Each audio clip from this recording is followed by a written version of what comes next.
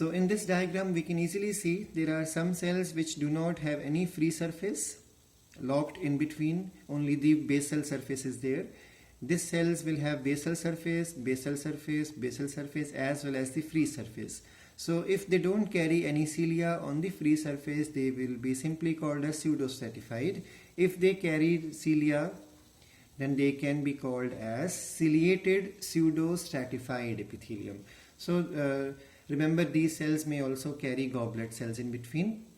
Remember, these cells are columnar and they are found, now these are found in the urethra of male as well as ducts of the parotid gland. Parotid gland is the largest salivary gland in human body. Salivary gland, largest one. If cilia is present, then they are found in the trachea, they are found in the large bronchi, and function would be again similar: protection, movement of secretion as well as movement of urine, semen, mucus with dust as well as the bacteria. So there will be short cells with round nucleus and tall cells with tall nucleus. Now the next type of the epithelium is the stratified epithelium, or the epithelium which has multi-layered arrangement of cells. So it is also called as multilaminar, also called as compound epithelium. So compound epithelium diagrams are going to be very much same like simple epithelium. The only difference is there are many layers of cells on the one basement membrane. Remember, in these cases what you have learned, every cell is in contact with the basement membrane because there is only one layer. Even in this case, every cell is in contact with the basement membrane because there is only one layer. But in this case, only the last layer will be in contact with the basement membrane. All other cells do not have any contact with the basement membrane.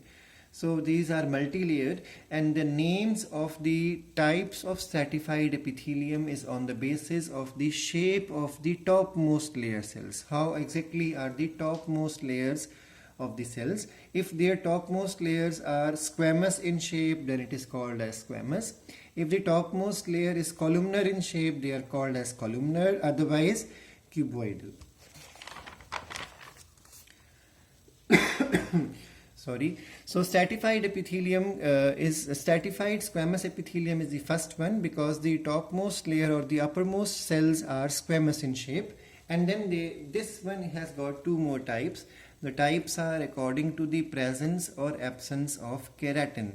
If keratin is there, keratin is a protein, fibrous protein, and this protein, once it starts filling the cells, the inside of the cell slowly dies, and then there is no nucleus left, and these dead cells would be called as keratinized cells. So if the topmost layer of the cells carry dead cells, then it will be called as keratinized stratified squamous epithelium.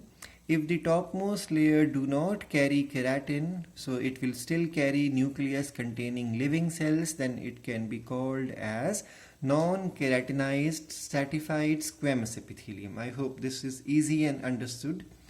Then remember, the lowermost layers are going to be living cells, and this is found in skin. So human skin, human hair, human nails, they all carry keratinized stratified squamous epithelium. That's why our nail continues to grow, our hair continues to grow, skin continues to be replacing the older cells because the topmost layer cells are dead, but the bottom layers, these layers are living. And remember, in this case only the last layer, which is called as stratum means layer, germinativum. This is the only layer which undergoes mitosis or undergoes cell division, and remember, by cell division or by mitosis, every mother cell will give rise to two cells.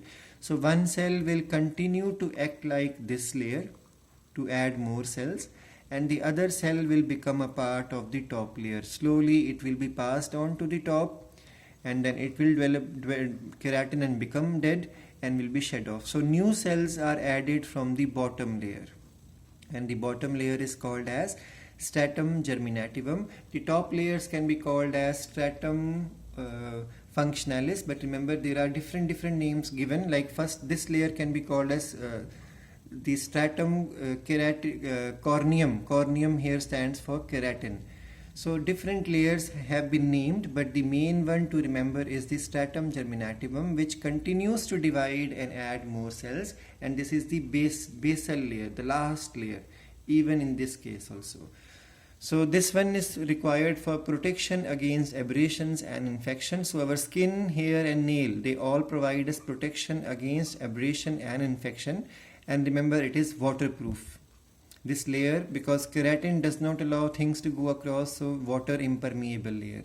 Now non-keratinized one is found in the oral cavity, is found on the tongue surface, food pipe, vaginal duct, vagina, as well as cornea. So whenever you close your eye, eyelids are moving. Eyelids, when they move, they may cause problem to your cornea. That's why cornea and the eyelids inner surface, they have mucus secretion which helps in frictionless movement of the eyelids over the cornea.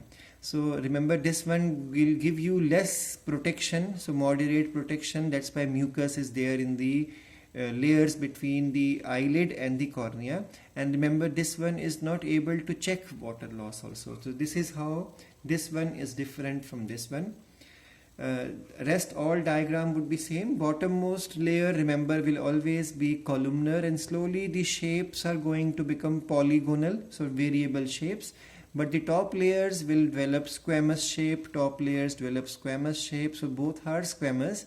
But because here develops the corneum or keratin, so this is keratinized, and this one is non-keratinized. Now the next type is the stratified columnar epithelium with cilia.